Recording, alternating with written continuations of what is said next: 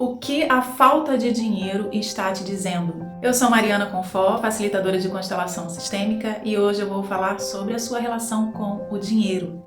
A falta de dinheiro, ela está a serviço de algo.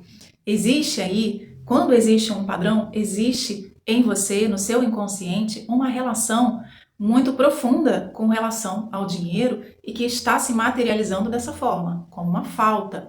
Então existe um problema. O que esse problema está te dizendo? Bom, eu vou trazer aqui um exemplo de uma pessoa que ganha dinheiro, ela consegue fazer dinheiro, mas ela não consegue usufruir. Ela não consegue aproveitar, comprar coisas para você viajar, não consegue. Sente uma angústia de não conseguir aproveitar o seu dinheiro.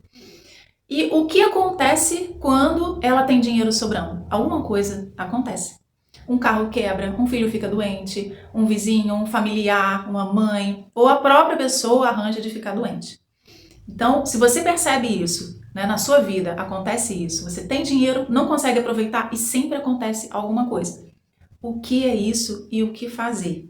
Bom, primeiro de tudo, a gente precisa olhar para as relações. Essa falta de dinheiro ou essa falta de permissão está te levando para olhar para algum lugar, olhar para alguma relação. Se você estiver passando por isso, para e pensa. Quem são as primeiras pessoas que vêm na sua mente se você estiver usufruindo do seu dinheiro? Essa é uma pista. Normalmente existe uma culpa muito grande em usufruir desse dinheiro. Pode ser no seu sistema familiar, que a sua origem, a sua ancestralidade tenha passado por muitas dificuldades e você não consegue se ver aproveitando e olhar para a dificuldade que eles passam ou que passaram. E o que é essa culpa? O que é essa culpa? Bom, primeiro, você busca afeto nessas relações. Todas as relações são feitas de afeto.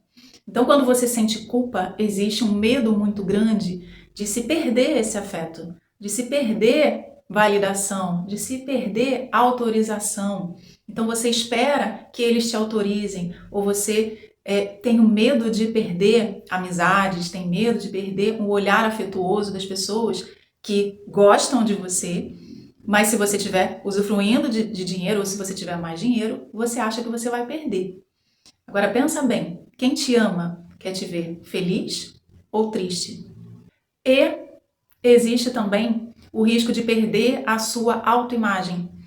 Essa é uma ferida narcísica. Pode ser que você seja uma pessoa boazinha, pode ser que você tenha uma autoimagem de uma pessoa que não usufrui de dinheiro por alguma razão. E se você começar a usufruir, quem vai ser você diante dessas pessoas? Então essa é uma ferida narcísica, é uma questão de autoimagem e de vaidade. E aqui entra também pessoas que ganham muito dinheiro de repente e acabam perdendo.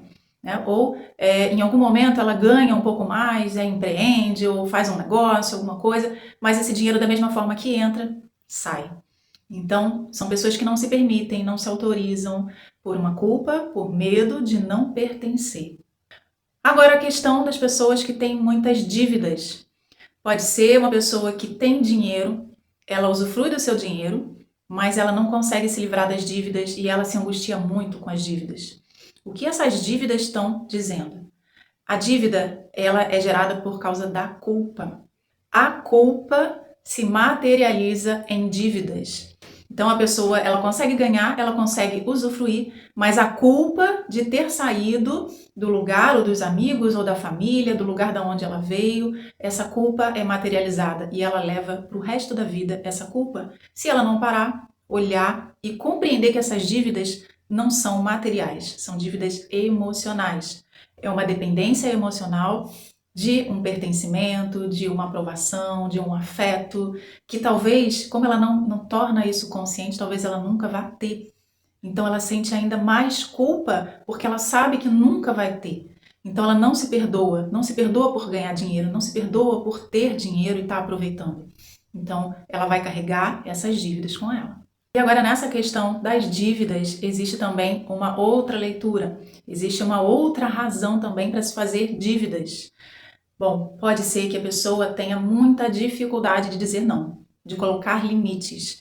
Quando a pessoa não consegue colocar limites, ela ajuda todo mundo, mundo, ela sempre ajudou a família, ou ela ajuda muitas pessoas, e ela sente que está sendo lesada, mas ela não consegue colocar seus limites, muitas vezes ela dá um jeito de perder tudo, ou de se endividar, para justificar não mais pagar, não mais ajudar aquilo que estava sendo muito custoso para ela. Então são pessoas que não conseguem dizer não para outras, e ela prefere perder, ela prefere se endividar, perder o seu nome para não ajudar, para não fazer aquilo que ela não quer. Isso tudo é inconsciente. Agora, e a pessoa que não consegue ganhar? Né? Que ela tenta daqui, faz dali, faz e ela não consegue ganhar. Ou então ela não consegue passar de um teto. Também é uma questão de não permissão, de não autorização. Bom, para onde a pessoa olha quando falta? Pode ser que essa pessoa seja dependente financeiramente de alguém, ou que esporadicamente ela precise de ajuda. Essa relação também é adoecida. Existe aí uma relação onde uma, sem saber ou sem ter consciência, ou tendo consciência também, sente que faltou, por exemplo, de uma mãe ou de um pai. Então ela precisa de vez em quando pedir porque algo faltou para ela. Então ela se sente lesada, ela se sente injustiçada e isso se traduz na ajuda. Então ela ainda recebe ajuda porque ela não consegue se responsabilizar por todo o custo da sua própria vida. Então é importante observar para onde você olha. Pode ser que essa falta de dinheiro ou não ganhar te faça olhar para o seu marido ou para sua esposa, né? E você precise ficar dependente desse marido ou dessa esposa. Existe uma dependência emocional aí por trás dessa dependência financeira. Existe algum sentimento de cobrança ou um sentimento de culpa, ou existe alguma coisa lá no passado, né, que essa pessoa aguentou ou aguenta e em troca ela acaba recebendo essa ajuda para compensar essa questão do passado. Então são muitas questões, cada pessoa é única e cada questão é única, mas a gente pode olhar para esse inconsciente de forma mais prática. Então, primeiro de tudo, olhar para as relações. Olhar para que lugar que você se coloca diante das relações, para onde você tem que olhar quando o dinheiro falta. Que lugar é esse que você se coloca? Qual é os seus 50% de responsabilidade diante desse relacionamento? As relações são sempre 50%, 50%. O outro você não pode mudar e nem pode assumir a falta dele. Você só pode assumir a sua falta. Você só pode olhar para o que falta em você emocionalmente. Você só pode assumir a sua responsabilidade. Você só pode assumir aquilo que é a sua parte. Mas quando você assume a sua parte e você se coloca, você não se ausenta, você não nutre afetos que fazem mal um para o outro. Muitas vezes o outro também está numa dependência com você e não consegue sair. Vocês não conseguem sair porque ninguém para e tem uma conversa de adulto, com uma postura diferente. A postura infantil é uma postura diante da vida em que você está num lugar de vítima. É uma postura onde você olha para a relação com o outro e você se coloca pequeno. Você se coloca na falta. Então, seja na falta de aprovação, na falta de afeto ou na falta do que faltou lá atrás, é sempre um lugar pequeno. E o lugar, a postura de criança, não é uma postura de quem ganha dinheiro, de quem administra dinheiro. É um lugar de vítima. Vítimas não prosperam. É uma postura diante do dinheiro, é uma postura diante do trabalho, é uma postura diante da vida. E nessa postura é importante desenvolver a capacidade de colocar limites, de dizer não. Inclusive para você mesmo colocar limites em você. Muitas vezes essa postura infantil é uma birra, cobrando, não consegue parar de cobrar, de reclamar. Por quê? É uma postura infantil, porque não conseguiu ver o limite naquela cobrança. Às vezes é uma cobrança que vira uma indenização, que você cobra e nada é suficiente.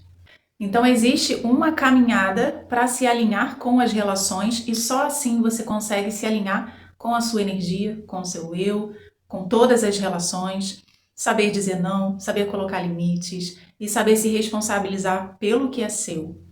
E se você quiser fazer parte da jornada sistêmica, a jornada que a gente vai iniciar no dia 4 de junho, vamos falar sobre isso e muito mais, e vai ser uma jornada prática para você olhar para as suas questões e caminhar junto com apoio em grupo e com suporte para você caminhar na direção das suas metas, seus objetivos, suas mudanças, para você aprender essa postura sistêmica na prática, na sua vida.